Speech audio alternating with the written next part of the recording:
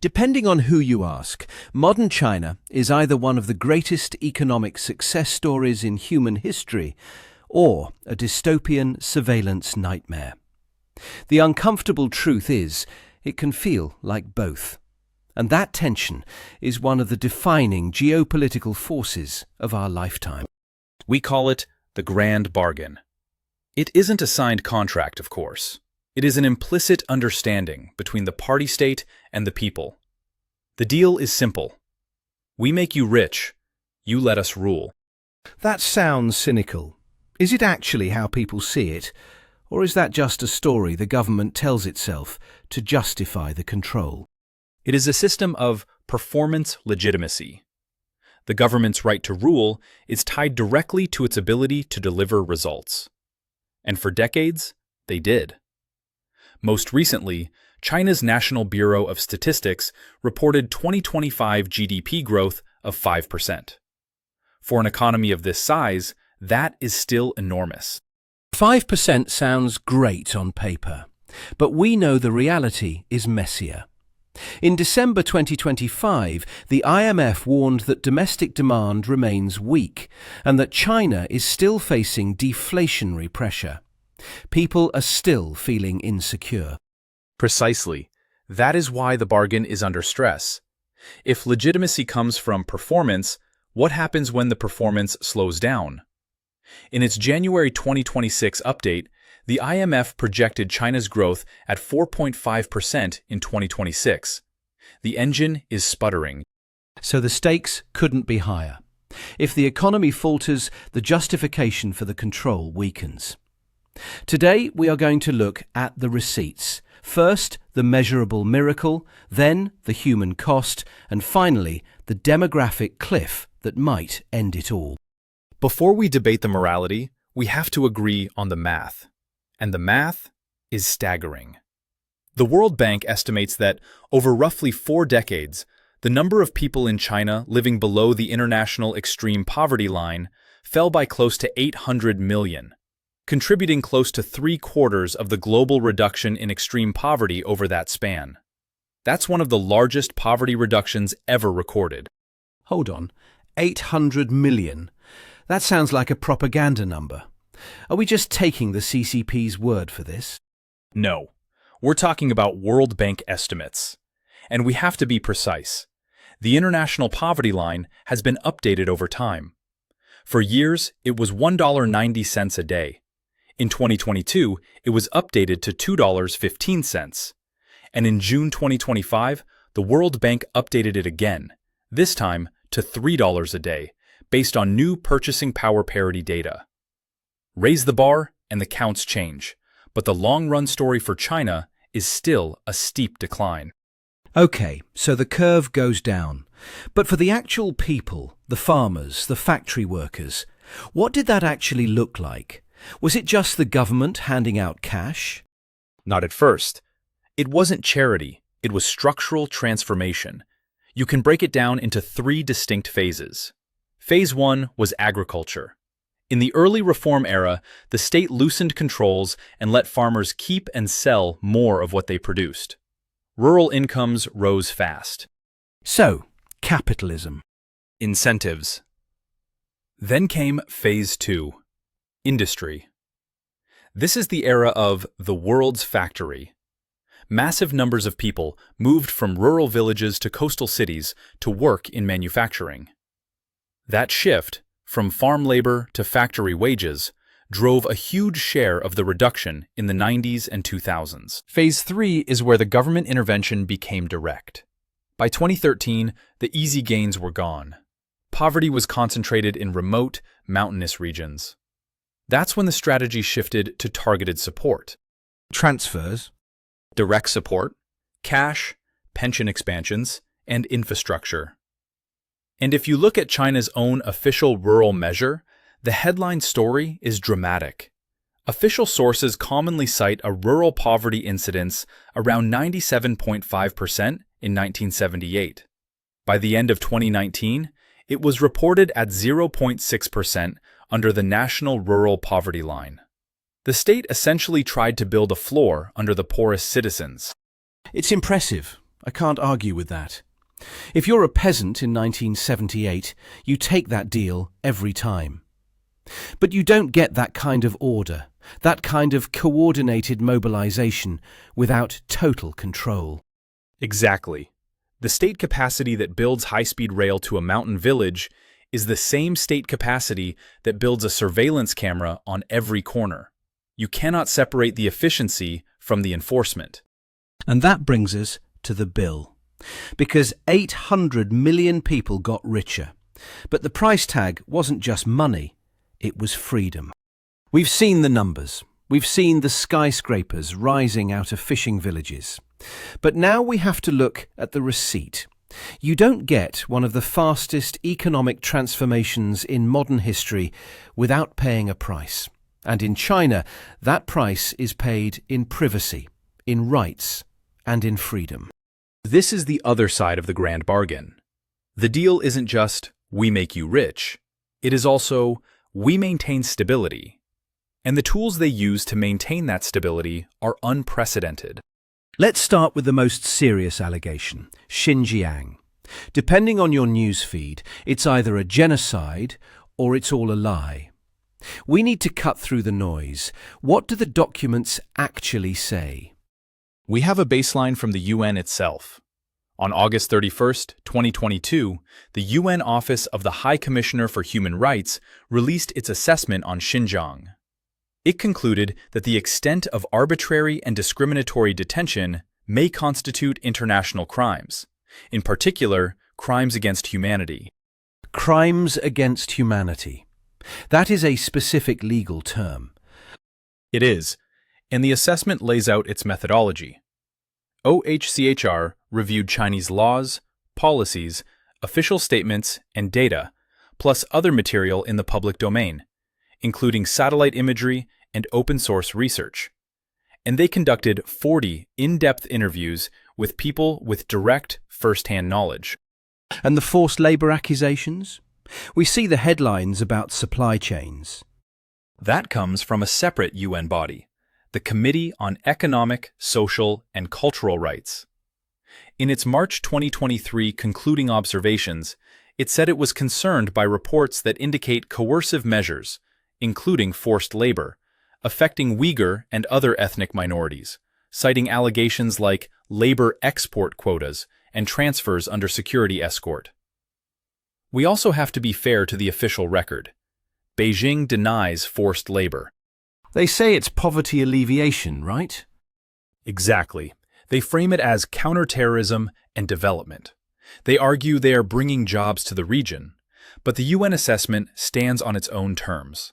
The scale of control is massive, and it relies on technology that didn't exist 20 years ago. That brings us to the surveillance. How do you even monitor millions of people across a region that big? You don't use people. You use data. The UN assessment references the Integrated Joint Operations Platform, or IJOP, described in leaked and publicly reported materials as a police platform that stores data on individuals and flags some for police follow-up, including potential referral to detention. And that technology isn't staying in Xinjiang. We're seeing the Great Firewall get tighter everywhere. It's getting tighter, and in some places, more layered. A 2025 IEEE security and privacy study documented what it called a wall behind the wall in Henan province, a regional firewall that, in their measurements, blocked millions of domains that were still reachable from elsewhere in China. And in July 2025, China launched a centralized Internet ID authentication service. It's officially voluntary and pitched as privacy protecting for users versus platforms. But critics warn it can also tighten real name linkage and make anonymity even harder in practice. Okay, let's talk about the one that scares everyone, the social credit system. I've seen the articles. Every citizen gets a 3-digit score. If it drops too low, you can't buy groceries. True or false? False. That is a myth. Wait, really? Really. Researchers, including groups like Merix, have tracked this for years. There is no single, nationwide, human score for every citizen. So what is it? It's a patchwork. Blacklists, compliance records, sector-by-sector rules. The most concrete piece is in the court system. If a court says you can pay but you refuse, you can be put on the dishonest persons subject to enforcement list. And the consequences? You can be hit with high consumption restrictions. For example, being barred from flying, restricted from certain higher-end train seats, and blocked from staying in star-rated hotels. And the scale is real. In 2024, the Supreme People's Court reported about 2.457 million new entries on the dishonest list, and about 2.821 million instances of credit repair that allowed people and businesses to return to normal participation. 2.5 million people in 1 year. And that's the point. It's not a universal score. It's compliance pressure, targeted, bureaucratic, and powerful. Which brings us back to the bargain. The state delivers growth, the state demands compliance. But what happens when the state can no longer deliver the growth? What happens when the miracle runs out of fuel? Then the bargain breaks. And China's latest official population data, released on January 19, 2026 for the year 2025, shows the headwinds getting stronger. The fuel is running low. This is where the grand bargain faces its hardest test. We've talked about the past and the present, but the future is determined by one simple, ruthless metric: demographics. The economic miracle was fueled by a massive, young workforce. That fuel is running out. People have been predicting a population collapse for years, though. Is it really hitting the wall now, or is this just more doom-mongering? It is hitting the wall now. Look at China's National Bureau of Statistics release in mid-January 2026, summarizing 2025. The data is stark. In 2025, China recorded only 7.92 million births. Wait, 7.9 million? That sounds low. It is historically low. For context, in 2024, there was a bump, 9.54 million births, often linked to a post-COVID rebound and a Year of the Dragon baby boom effect. But it didn't last. In 2025, it snapped back down. At the same time, deaths rose to 11.31 million. So more people died than were born, by a lot. Exactly. China's population fell by about 3.39 million people in a single year. The natural population growth rate is now negative 2.41 per thousand. This isn't a blip. It's a structural slide. Okay, so the country is shrinking. But why is that an existential threat to the party? Plenty of countries are aging. Japan is aging. They seem fine. Japan got rich before it got old. China is getting old before it gets rich. That is the trap. As of the end of 2025, about 23% of the population is over 60, roughly 323 million people. That's close to the entire population of the United States, just in retirees. Precisely. And who pays for their pensions? Who pays for their health care? The shrinking workforce. The grand bargain relies on constant economic growth to buy legitimacy. But it is incredibly hard to generate massive growth when your labor force is contracting year after year. So what is Beijing doing? They can't just watch the math break the system.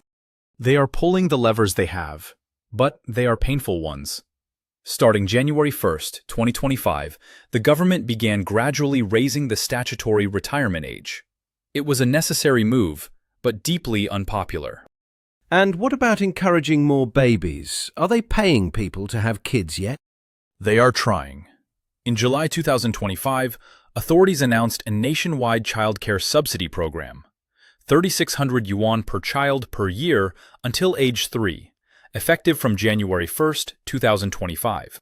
3,600 yuan? That's, what, $500? A year? That wouldn't even cover diapers. It is a start, but the data suggests it is not enough to change behavior. The cost of living, the pressure of the 996 work culture, the high cost of housing, these are powerful contraceptives. So the arrow keeps pointing down. The UN projections are scenario-based, so we must be careful with long-term predictions. But in the UN's medium projection, China's population falls to around 633 million by 2100, roughly half of today's level. The system was built for expansion. It is not designed for contraction. So we end where we started, the paradox. On one hand, the World Bank says that over the past 40 years, the number of people in China living below its international extreme poverty line fell by close to 800 million. That is real.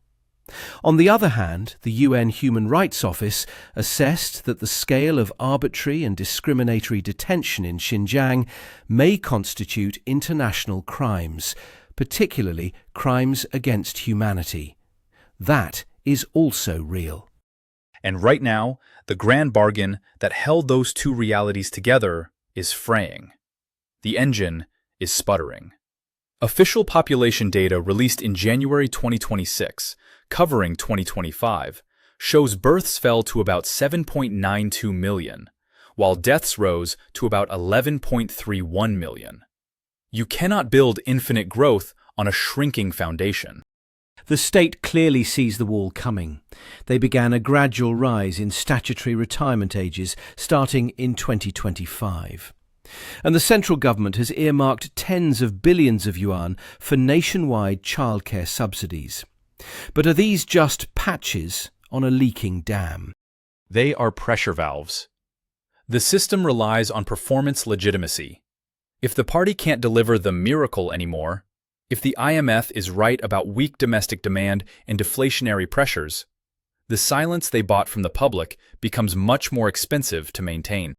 That is the question for the next decade.